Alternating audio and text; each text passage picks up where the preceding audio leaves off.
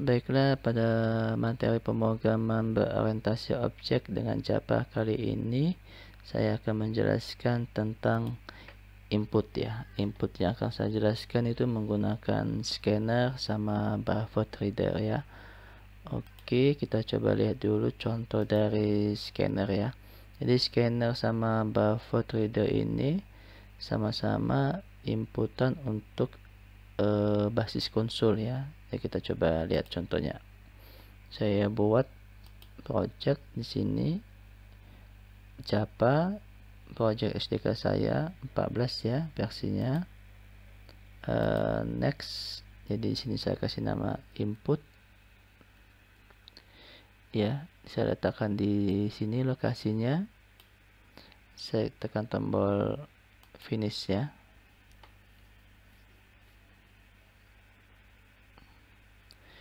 Nah, di sini saya buat kelas ya. Saya akan jelaskan dulu. Yang pertama adalah scanner ya.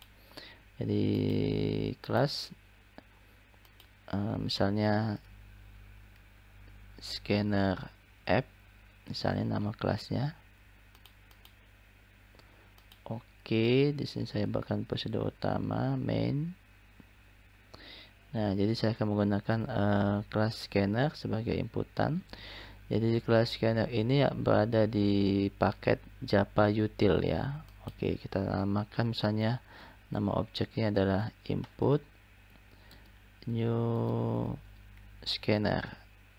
Di dalamnya adalah system.in ya.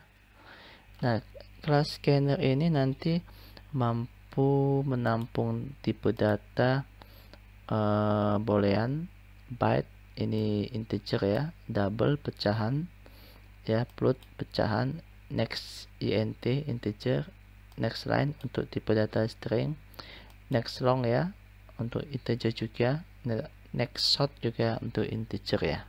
Oke, kita coba ambil contohnya. Misalnya yang pertama saya contohkan misalnya untuk menginput nama misalnya ya. Nama ini kan bisa kita gunakan tipe data next line ya, yang ini ya. Sorry, maksudnya kita bisa gunakan metode next line ya, karena namakan tipe datanya string ya. Oke, jadi string nama tadi kan kita pakai objek input ya, di sini next line. Nah, seperti ini ya. Kalau kita jalankan klik kanan nanti run.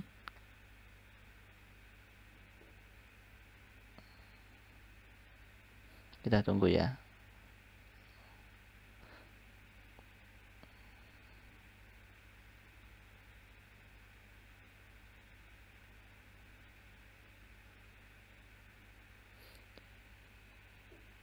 Oke, misalnya kita masukkan D3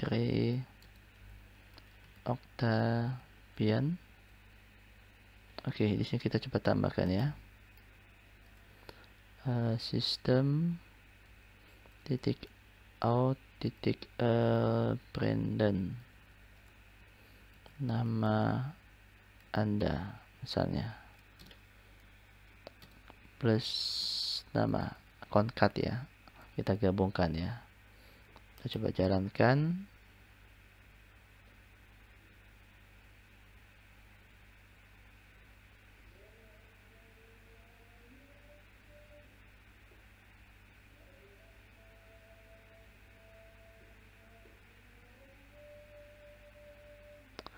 Oke, misalnya D3 Octavian ya. Nah, nanti sini muncul nama Anda D3 Octavian ya.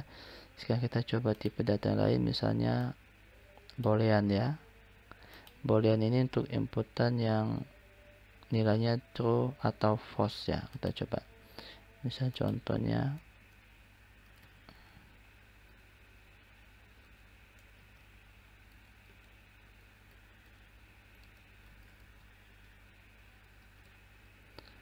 apa ya contohnya ya, jenis kelamin aja, misalnya jenis kelamin ya, kalau dia true itu berarti laki-laki, kalau dia false itu berarti perempuan ya. Oke, seperti ini. Oke, berarti di sini tipe data yang boolean, CK, input, next, boolean ya. Oke. Nah, di sini saya kasih boolean.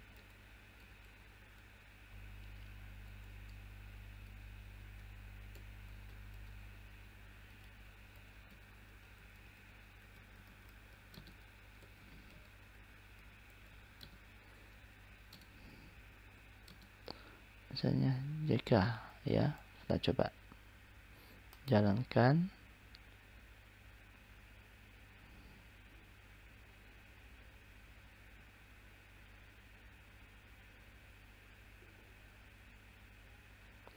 Oke, nama misalnya DD, jenis kelamin misalnya true ya. Oke, nama Anda DD, jenis kelamin true ya.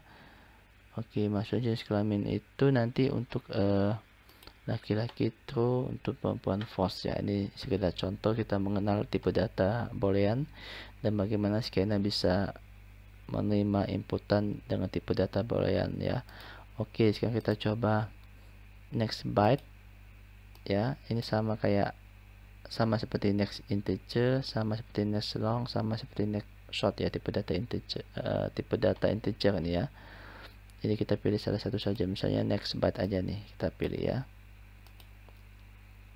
Oke, misalnya kita untuk inputan nama misalnya sistem, untuk inputan usia maksudnya ya, karena dia tipe datanya angka ya, integer, angka bilangan bulat ya. Misalnya usia Anda ini dalam tahun masuknya ya. Oke. Nah, di sini berarti kita gunakan boleh byte ya, boleh integer, boleh long, boleh short ya. Jadi bebas, misalnya kalau kita gunakan byte usia ya, input next byte ya. Oke. Nah, di sini kita coba tampilkan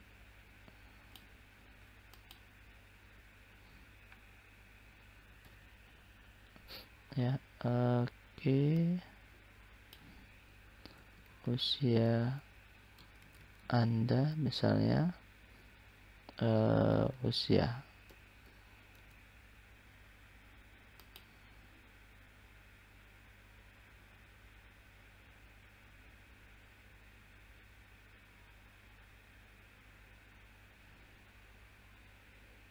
Oke, kita coba inputin lagi, nama DD, jenis kelamin true, misalnya usia Anda misalnya 12. Jadi nama saya DD, jenis kelamin saya true, laki-laki, berarti usia Anda 12 ya. Di sini saya tambahkan supaya ada tahun ya di belakangnya. Oke, tahun. Nah, seperti ini ya. Oke, sekarang kita coba yang double ya, pecahan ya. Double sama float ini sama pecahan ya, kita pilih aja yang double contohnya ya. Misalnya untuk berat badan ya. Jadi misalnya sistem titik out titik printlen. Di sini saya tanyakan berat badan Anda misalnya ya, dalam satuan kilo. Oke ya, di sini kita gunakan double tipe datanya. Oke, misalnya BB saya singkat aja, input ya, next double. Nah, di sini saya cetak ya.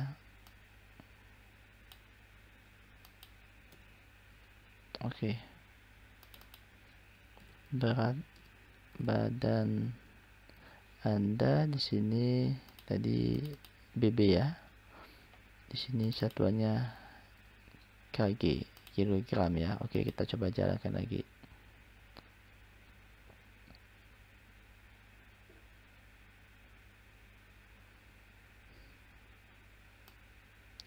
Oke, kita coba inputkan nama Dede, jenis kelamin true, usia Anda 12 tahun misalnya, berat badan Anda. Oke, ini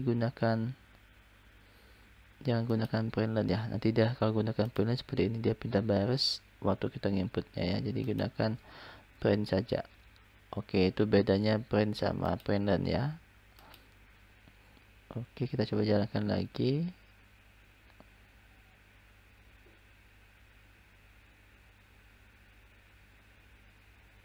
Oke, nama Dede, jenis kelamin true, usia Anda 12, berat badan misalnya 30.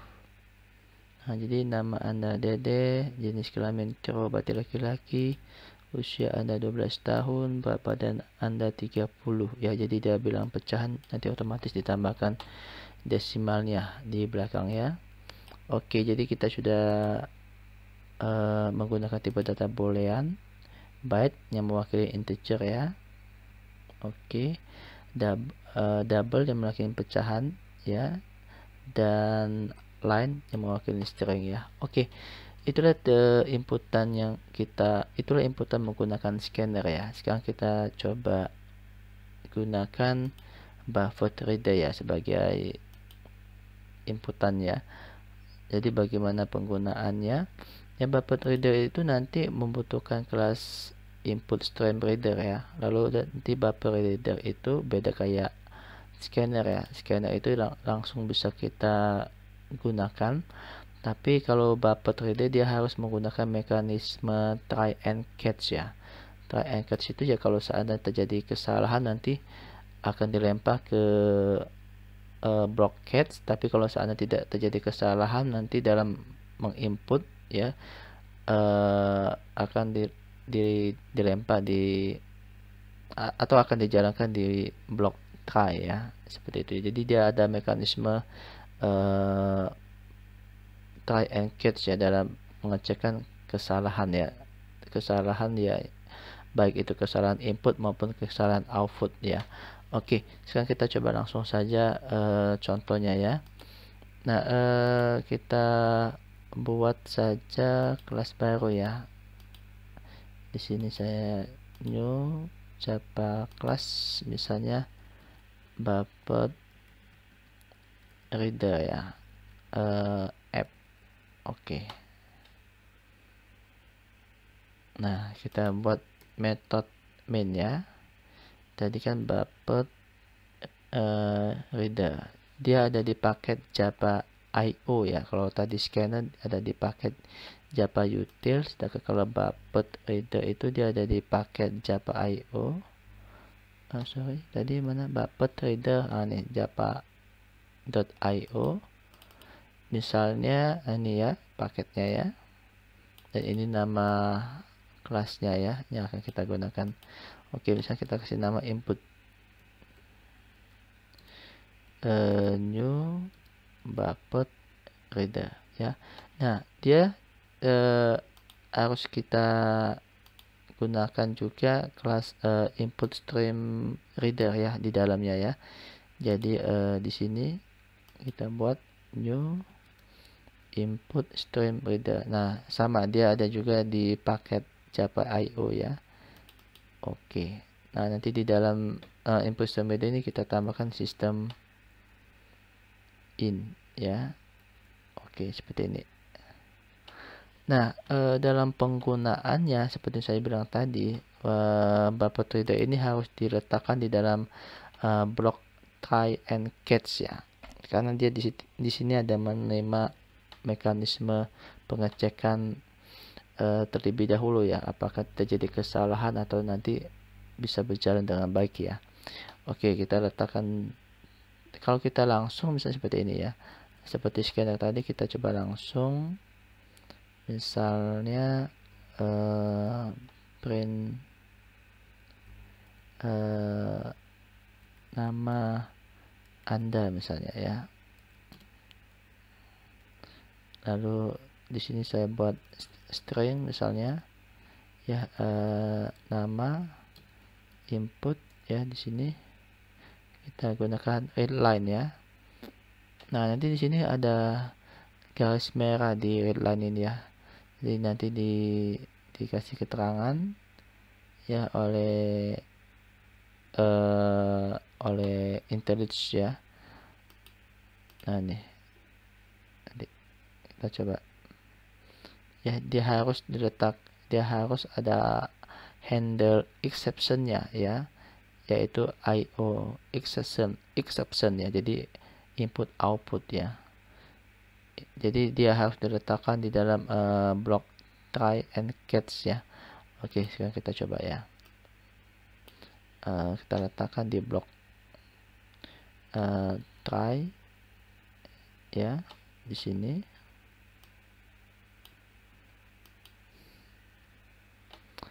Oke, di sini nanti ada catch ya. Catch-nya adalah IO exception ya. Ini. Misalnya kita kasih namanya ya. Oke, nanti kita coba lihat, nanti garis merahnya sudah hilang ya. Di sini kita kasih keterangan aja misalnya.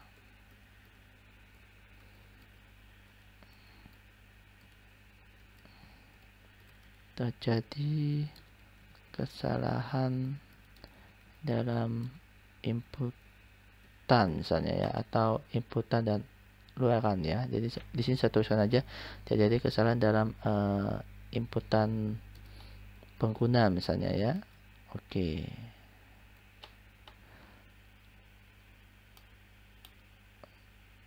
Nah, sekarang kita coba ya. Oke, untuk pertama kalinya dia harus klik kanan ya. Karena kalau kita lihat di sini kan tidak ada nih buffer reader ya. Yang ada cuman scanner app ya. Nah, nanti akan dijalankan yang lama tetap ya. Yang lama kita coba. Nah, ada jenis kelamin ya. Sedangkan kan tidak ada jenis kelamin, hanya nama. Jadi untuk pertama kalinya kita klik kanan, pilih run buffer reader. Oke, nama Anda misalnya ya, seperti ini. Oke ya. Nah, ini kita coba letakkan kita coba cetak ya. Kita coba cetak ya. Oke. Jadi nama Anda dalam variabel nama seperti ini ya. Nah, yang jadi masalahnya kalau seandainya kita membuat deklarasi variabel ya di dalam blok try and catch, itu nanti tidak akan dikenal di luar blok itu ya. Jadi kita pindahkan saja deklarasinya ini ya. Saya copy, saya letakkan di sini aja ya. Nah, ini saya kasih di sini, saya buat seperti ini, dan di sini saya hapus deklarasinya ya. Nah, tapi yang jadi masalah nanti harus diinisialisasi ya, maksudnya harus diberi nilai awal ya. Misalnya nilai awalnya kita belajar seperti ini, kita kosongkan ya. Kalau tidak nanti dia seperti ini, di variabel nama ini nanti ada tulisan variable name might not have been initialized ya, mungkin tidak diinisialisasi, maksudnya tidak ada nilai awalnya ya. Oke, seperti ini, kita kasih nilai awal berupa nilai kosong ya. Kita coba jalankan.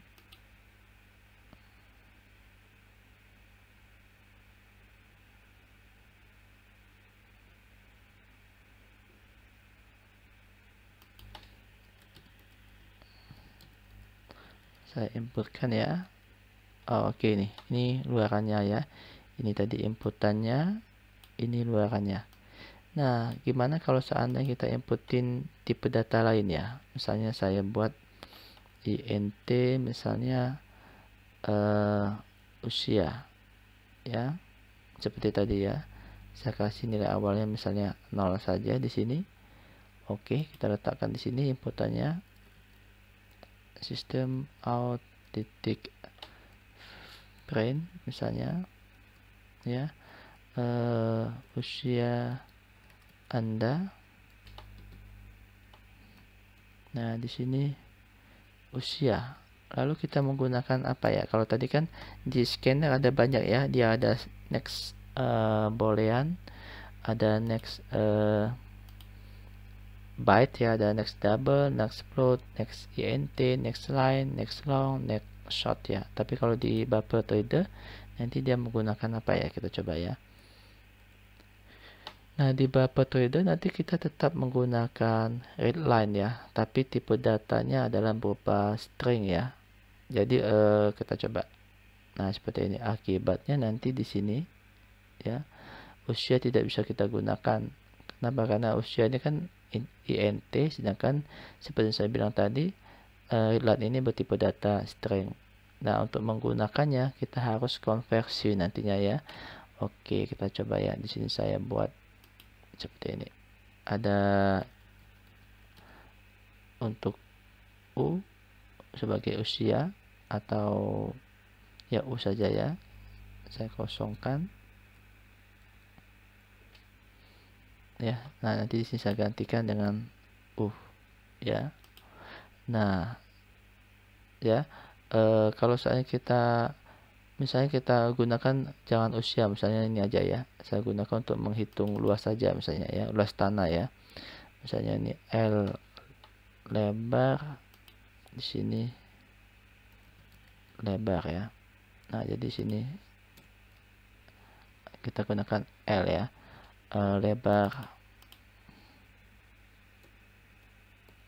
Lebar tanah, ini contohnya saja ya, lebar tanah.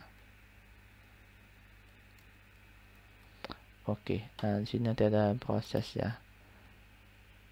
Di sini ada proses, nanti misalnya untuk dihitung kan nanti dia harus dikonversi terlebih dahulu ya. Kita masukkan dulu yang panjang tanahnya. Nanti di sini P panjang ya. Lalu di sini nanti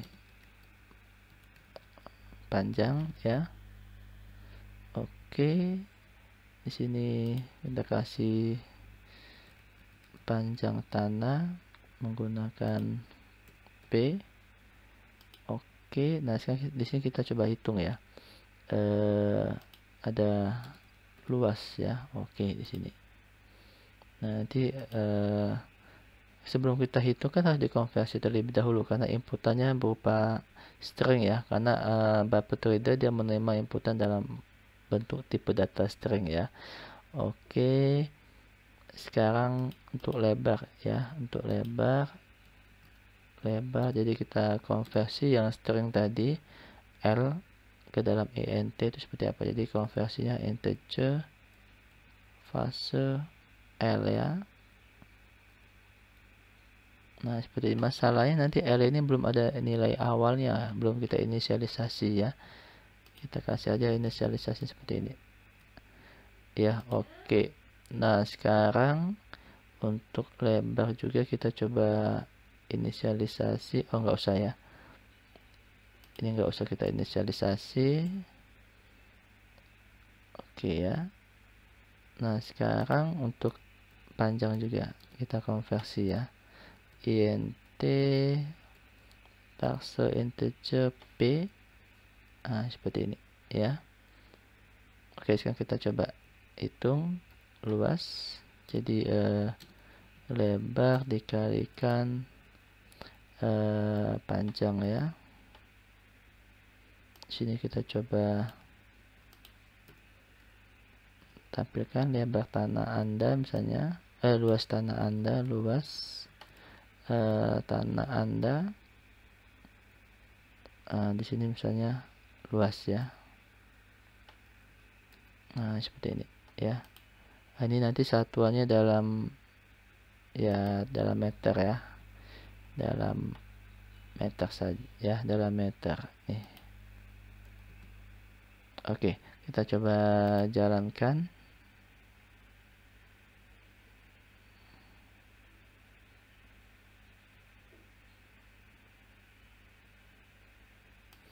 Misalnya nama Anda Dede, lebar tanah misalnya 10 meter, panjang tanah misalnya 20.